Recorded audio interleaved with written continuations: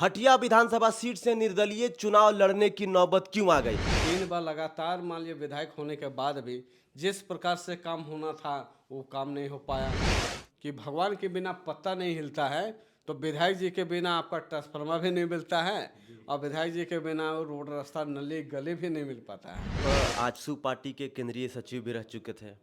अब शायद अभी इस्तीफा दिए हैं कि नहीं दिए हैं, इस पर तो हम चर्चा नहीं करेंगे। तो आपको मनाने के लिए लोग नहीं आए कि चुनाव मत लड़िए क्योंकि अपने ही पार्टी के लोगों का वोट कट जाएगा। भरत जी, सबसे बड़ा सवाल ये है कि 2019 में जो है आजसू के टिकट पर आप चुनाव लड़े, लगभग 10,000 वोट लेकर आए। 2019 से 2024 आ गया। इन 5 सालों में हटिया विधानसभा में सबसे बड़ी प्रॉब्लम, सबसे बड़ी समस्या आपको क्या लगी? चाहे भाजपा हो या कांग्रेस हो, एक बार है जनता इस बार बदलाव का मूड में है और 100% है कि इस बार बदलाव हो के रहेगा। तो देख रहे हैं कि 1,000 का जो मैया योजना आया, तो सोचिए कि कहीं न कहीं लोगों को बरगलाने के लिए और ये सोचिए कि मान ली ठगने के लिए आई है। जो हटिया को विधानसभा छोड़ के बाहर काम करने के लिए चल रहे हैं। जो पलायन को जो समस्या है, ये बहुत बड़ी यहाँ पर समस्या है। झारखंड विधानसभा चुनाव 2 चरण में है। पहले चरण का मतदान 13 नवंबर को होने वाला है। तो हमारे साथ एक ऐसे शख्स बैठे हैं कि हटिया विधानसभा सीट से जो है निर्दलीय प्रत्याशी है भरत कांसी जी। कुछ समय पहले तक आजसू पार्टी के केंद्रीय सचिव थे। तो आजसू पार्टी से बगावत करके निर्दलीय मैदान में उतर गए हैं। तो आइए दादा से जानने का प्रयास करते हैं कि आखिर हटिया विधानसभा सीट से निर्दलीय चुनाव लड़ने की नौबत क्यों आ गई। सबसे पहले आपको झारखंडी जोहार दादा। सबसे पहले कि आपका चैनल को धन्यवाद देते हैं। आज यहाँ पर हटिया विधानसभा का जिस प्रकार से यहाँ पर रवैया देखा, पब्लिक जनता काफ़ी त्रस्त हो गई। अब परेशान होने के बाद एक निर्णय आया, ठीक है, निश्चित रूप से है कि भाजपा आजसू का गठबंधन हुआ, लेकिन जो सीट था ये भाजपा का खाता पर गया। लेकिन मान लीजिए हम तो मान लीजिए चुनाव नहीं लड़ना चाहते, लेकिन यहाँ पर हटिया विधानसभा की पूरी जनता का ये कभी काफ़ी परेशान थे। ये त्रस्त होने के बाद ये निर्णय आया। इससे पहले भी हम लोग रायसुमारी काठीटाड़ चौक पर हम लोग किए थे। सभी लोगों का पूरा हटिया विधानसभा की पूरी जनता को भी हम लोग एक जगह बुलाने का काम किए और सभी से रायसुमारी करने का काम किया। उसी का फलस्वरूप सभी लोग को कहना है कि नहीं, आपको निर्दलीय लड़ना है, ये पब्लिक बोली। उसी का फैसला से हम लोग आज निर्दलीय के रूप में भी बक्सा छाप 26 नंबर पर हम लोग क्रमांक संख्या है उस पर मिला। पब्लिक के डिमांड से जो है, पब्लिक के डिमांड पर आप निर्दलीय चुनाव लड़ रहे हैं। पब्लिक का डिमांड से और पब्लिक का परेशानी देख के, क्योंकि मान लीजिए पब्लिक मजबूर हो गई, क्योंकि दोनों व्यक्ति को देखा। एक व्यक्ति को देखा कि 3 बार विधायक 2012 से लेकर 2024 तक 3 बार लगातार मान लीजिए विधायक होने के बाद भी जिस प्रकार से काम होना था वो काम नहीं हो पाया। और एक व्यक्ति कांग्रेस, जिसमें जिम्मे कांग्रेस की सरकार है, 4 मंत्री रहने के बाद कांग्रेस का होने के बाद भी मान लीजिए हटिया विधानसभा में कोई ऐसा काम नहीं हो पाया। तो मान लीजिए पब्लिक अगर जितना भी हटिया विधानसभा की पूरी जनता आखिर जाएगी तो किसके पास जाएगी? ना विधायक जी के पास जा सकती हैं और जो सरकार पर है उसके पास भी नहीं जा पाते। तो एक विकल्प चाह रही थी कि विकल्प अगर आएगा तो कम से कम हटिया विधानसभा का तस्वीर और तकदीर को बदलेगा। यही सोच के साथ हम लोग को लाने का भी काम किया। भरत जी, सबसे बड़ा सवाल यह है कि 2019 में जो है आजसू के टिकट पर आप चुनाव लड़े, लगभग 10,000 वोट लेकर आए। 2019 से 2024 आ गया। इन 5 सालों में हटिया विधानसभा में सबसे बड़ी प्रॉब्लम, सबसे बड़ी समस्या आपको क्या लगी? सबसे बड़ी बात है कि हटिया विधानसभा का मेन मुद्दा रोड, नली, गली, पानी सब मूलभूत आवश्यकता है, लेकिन उससे भी उठकर शिक्षा का यहाँ पर देखें, यहाँ पर रोजगार के जो व्यवस्था होना चाहिए। अब सोचिए कि झारखंड राज्य का राजधानी रांची, रांची से सटा हुआ आपका सोचिए हटिया, एक प्रकार से देखिए कि तो हटिया पूरे झारखंड प्रदेश का एक हृदय है, क्योंकि यहाँ सब कुछ यहाँ पर है। आपका सोचिए नया विधानसभा है, आपका मान लीजिए हवाई अड्डा आपका हिन्नू में, हटिया विधानसभा में, यहाँ तक कि आपका हाई कोर्ट भी आपको सोचिए कि हटिया विधानसभा पर है। एचएससी सोचिए कितने बड़ी संस्थान जो सोचिए कि झारखंड के साथ साथ भी पूरा इंडिया में अपना एक अस्तित्व रखता है। आप सोचिए कि अभी भी मान लीजिए जो सोचिए बेरोजगारी की जो समस्या है, अगर बेरोजगारी अगर मान लीजिए यहाँ रोजगार की जो सुविधा होती, अगर एचएससी अगर चालू होता तो सोचिए कि हजारों हजार के संख्या में कर्मचारी गरीब गुरबा लोग वहाँ पर काम कर रहा है, उसको अभी 1.5 से 2 साल तक उसको वेतन नहीं मिल पाया है। अब सोचिए कि मान लीजिए अब वो सोचिए मजबूर होके एक तो फांसी लगा ले रहा है, नहीं तो फिर आत्महत्या कर ले रहा है।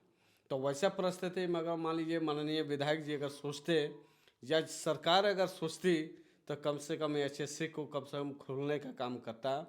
और इतना अब विस्थापित का जो समस्या है विस्थापन का, अब सोचिए कि हटिया विधानसभा में 32 गांव जो सोचे विस्थापित तो है, जिसको अभी ना ठर ना ठिकाना उसको लग रहा है, उसको बेरोजगार को जो सुविधा है मतलब खासकर रोजगार जो होना चाहिए तो वो लोग को नहीं मिल पा रहा है।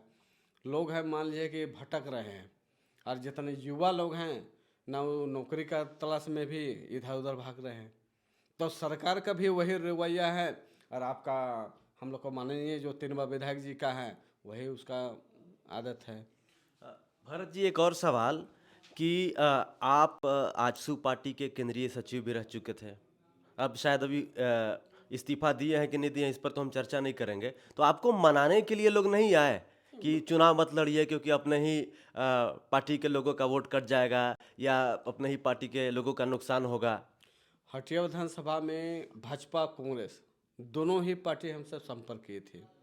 उन लोग का भी विचार था कि आप बैठ जाइए, लेकिन मान लीजिए हम क्या बैठेंगे, भरत का से क्या चुनाव लड़ेगा, ये तो हटिया विधानसभा की जनता मान लीजिए तय कर रही है।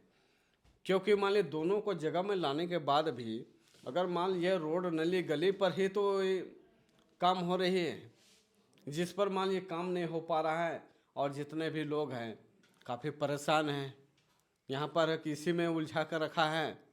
अब स्थिति ऐसा हो गया है कि अगर मान लीजिए भगवान अगर चाहता कहता है कि भगवान के बिना पत्ता नहीं हिलता है, तो विधायक जी के बिना आपका ट्रांसफार्मर भी नहीं मिलता है, और विधायक जी के बिना रोड रास्ता नली गली भी नहीं मिल पाता है। तो मान लीजिए पब्लिक परेशान है। अब इसी को विकल्प के रूप में भी चाह रहा है, एक बदलाव चाह रहा है कि हटिया विधानसभा में एक विकल्प के रूप में भी आएगा। तो कौन आएगा, तो उसी में एक निश्चित रूप से हटिया विधानसभा की पूरी जनता चाह रही है कि बदलाव में भरत काशी आए। एक तरफ 3 बार के विधायक नवीन जायसवाल एनडीए के प्रत्याशी हैं, दूसरी तरफ इंडिया गठबंधन के प्रत्याशी हैं अजय नाथ शाहदेव, उनके पिता भी हटिया विधानसभा से 2 बार विधायक रहे हैं, और तीसरे तरफ भरत कांसी जी हैं जो अपने जज्बे को लेकर आगे चल रहे हैं, लोगों के प्यार से जो है चुनाव लड़ रहे हैं। अपने आप को कहाँ देखते हैं ये त्रिकोणीय मुकाबला में? सबसे पहले कि हटिया विधानसभा की पूरी जनता आज तक जो भी अगर विधायक बना है तो जनता का ताकत और जनता का सहयोग से आज बना है। आज मान लिया 3 बार विधायक जरूर है या सरकार में अगला है कांग्रेस पार्टी जी।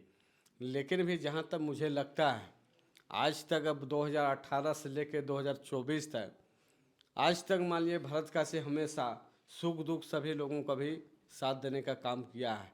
निस्वार्थ भाव से उस व्यक्ति को भी किसी को भी आज तक मदद किए हैं, तो उसका जाति और समाज देख के भरत काशी कभी उसको देख के मदद नहीं किया है। आज इस क्षेत्र में भी सभी मान लिया अवसर जो पूजा पाठ हुआ है, अगर आपका मुहर्रम भी अगर हुआ है, बकरीद भी हुआ है, तो ये नहीं सोचे कि उस कांग्रेस पार्टी का वोटर्स है, ये सोच के भरत काशी नहीं किया। आज वहाँ पर कर्मा सरहुल या किसी प्रकार से पूजा पाठ भी है, दुर्गा पूजा कोई भी शुभ पूजा होता है, तो हम ये नहीं सोचते हैं कि भाजपा का वोटर्स है तो हम उसको मदद नहीं करना चाहिए, ये कभी सोच के भरत काशी नहीं किया। आज 2022 में जब प्रखंड चुनाव हुआ था हटिया विधानसभा में, पहली बार कि हम लोग जिला परिषद में भी यही बक्सा छाप में भी हम लोग भाभी मनीषा देवी को जिला परिषद का बनाने का भी काम किया है। बक्सा छाप मिला था। बक्से छाप से 2022 में भी आपका जिला परिषद भी बनाए हैं, और इस बार हम लोग बक्सा छाप 26 नंबर पर जो क्रमांक संख्या है वो निर्वाचन आयोग के माध्यम से हम लोग को मिला है। और निश्चित रूप से इस बार दोनों पार्टी चाहे भाजपा हो या कांग्रेस हो, एक बार है जनता इस बार बदलाव का मूड में है, और 100% है कि इस बार बदलाव होके रहेगा। कांग्रेस कहेगी कि हम लोग मैया सम्मान योजना के तहत खटाखट खटाखट 1,000 रुपया दे रहे हैं। नवीन जायसवाल जी बोलेंगे कि हम लोग गोगो दीदी योजना लेकर आ रहे हैं। भरत कांसी जी क्या कहेंगे? अगर यही चीज़ अगर मान लीजिए चाहता तो ये पहले भी सरकार आने के तुरंत बात होता, लेकिन ये आज चुनावी मौसम जब आया तो देख रहे हैं कि 1,000 का जो मैया योजना आया, तो सोचिए कि कहीं न कहीं लोगों को बरगलाने के लिए, और ये सोचिए कि मान लीजिए ठगने के लिए आई है। क्योंकि मान लीजिए चुनाव का जो फैसला होगा उसके बाद देखिएगा ये आपका मैया योजना भी बंद होगी और जो गोगो योजना है वो भी बंद होगा, मतलब दोनों बंद हो जाएगा। दोनों बंद होगा। चलिए अंतिम सवाल, हटिया विधानसभा चुनाव पर जो है आप जोर आजमाइश लगा रहे हैं, पूरी तैयारी के साथ जो है लोगों तक जनता तक जा रहे हैं, अपील कर रहे हैं कि हमको इस बार मौका दीजिए, हम आप लोग के लिए करेंगे।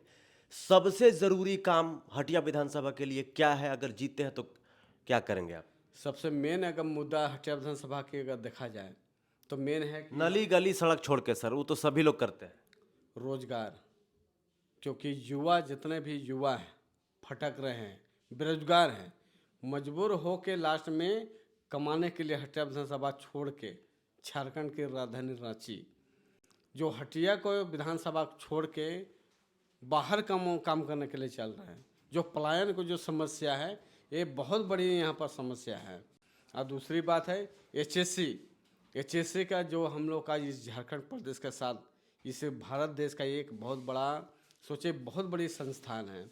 अगर मान लीजिएगा हजारों हजार लोग वहाँ पर कर्मचारी लोग काम कर रहे हैं, उसको 1.5 से 2 साल तक उसको वेतन नहीं मिल पाया, तो सोचिए उसका परिवार में कितना हजारों लाखों लोग उस पर आश्रित है कि मान लीजिए मेरा पिताजी माँ सब काम करेगा, उसका बाल बच्चा पढ़ेगा लिखेगा, वो उम्मीद पर आशा पर है। लेकिन सोचिए मजबूर होकर लास्ट में एक तो आत्महत्या हो रहा है, नहीं तो फांसी लगाने के लिए मजबूर है।